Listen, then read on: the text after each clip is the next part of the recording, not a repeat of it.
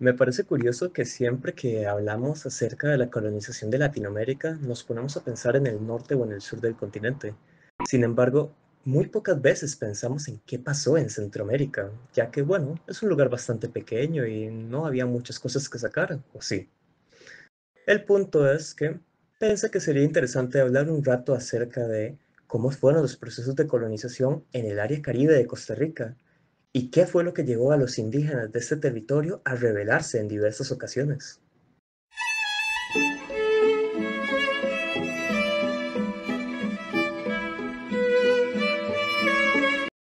Pese a lo que pueda indicar su nombre, Costa Rica la verdad nunca fue un territorio que contara con una gran cantidad de oro, plata u otros minerales de gran valor para los europeos.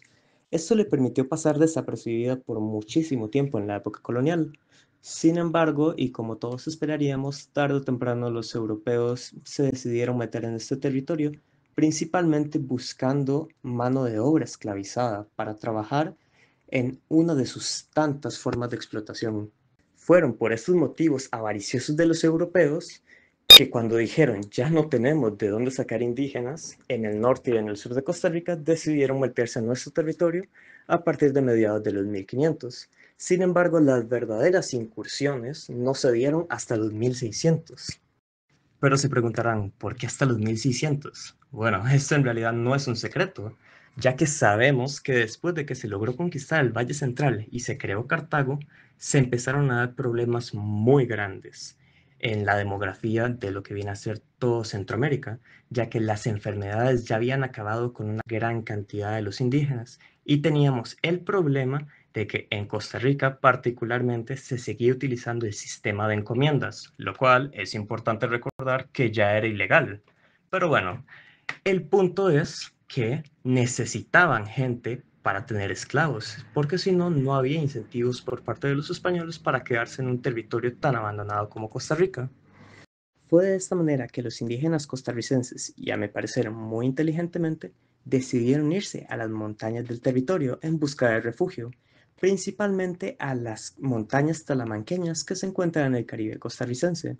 Pero se preguntarán, ¿por qué las montañas talamanqueñas? Bueno, particularmente porque hasta el día de hoy la cordillera de Talamanca es inconquistable, por factores como el clima, por ejemplo, y las tierras. Véase que era muy caliente, llovía muy seguido y además el territorio era, la tierra en sí era muy inestable, por lo cual solían caer muchos terraplenes y muchas cosas que dificultaban el paso de expediciones con sus cajas con alimentos, con sus tiendas y con todas esas cosas europeas.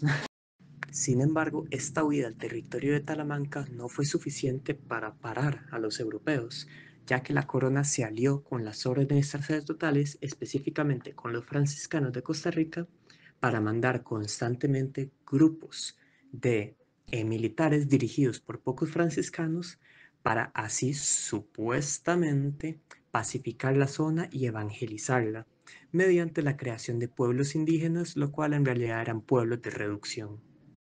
Bueno, comenté que el primer mecanismo que utilizaron los indígenas para resistirse directamente al dominio del Imperio Español fue el de escapar a las zonas montañosas de Costa Rica y bueno, si eran perseguidos, en estos casos atacarlos de vuelta con emboscadas.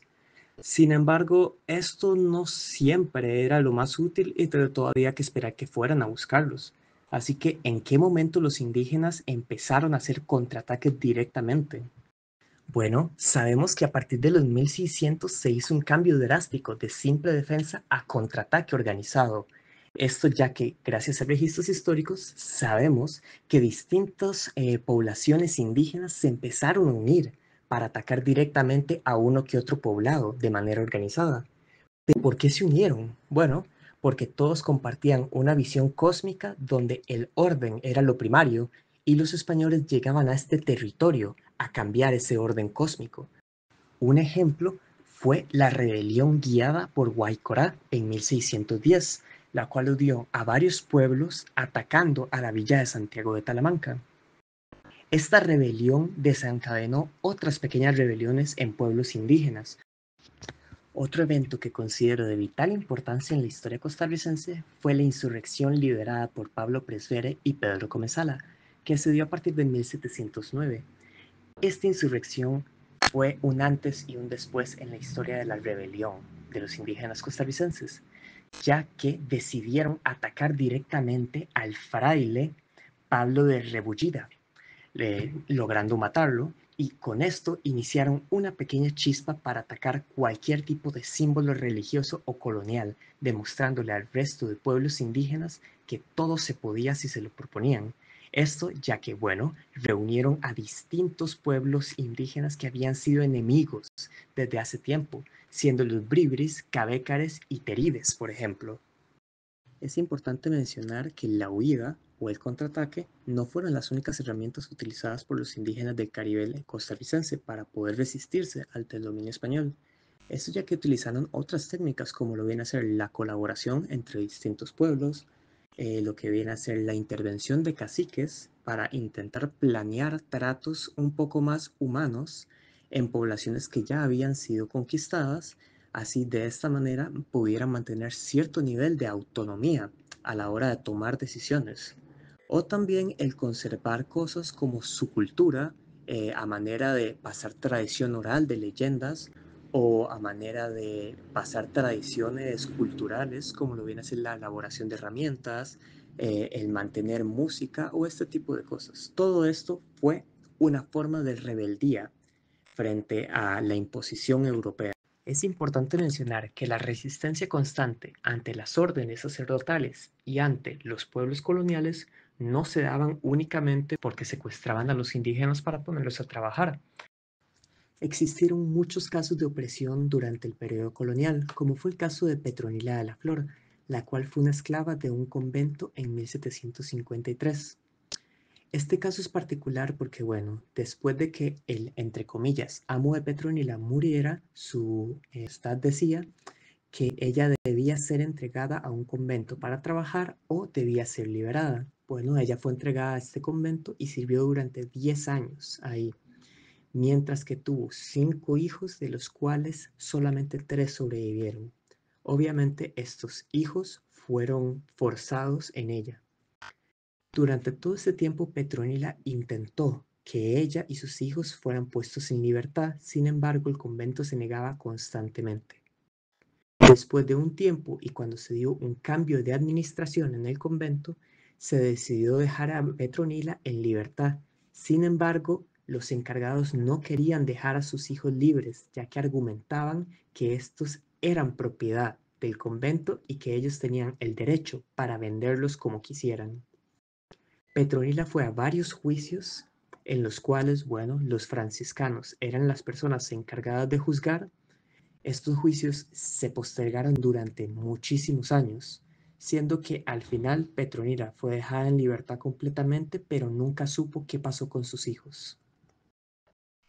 Es fácil tener este imaginario de que el indígena era, o por un lado, un salvaje violento, o por otro lado, una persona sumisa que solo quería ser civilizada por otras personas. Sin embargo, vemos que iba muchísimo más allá. Sus mecanismos de resistencia fueron desde la huida, el ataque directo o ir a la parte legal y defender sus derechos mediante juicios. Después de todo lo que he dicho, creo que puedo concluir varias cosas.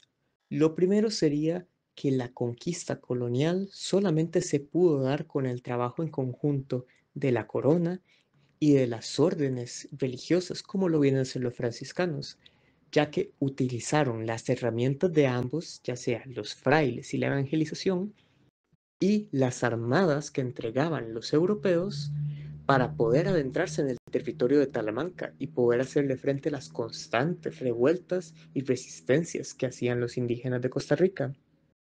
Por otro lado, podría decir que las rebeliones indígenas no fueron asuntos encapsulados en una época u otra, sino que fue una lucha constante del pueblo indígena que se dio desde el momento del contacto hasta que se logró expulsar el gobierno de la corona española del territorio costarricense.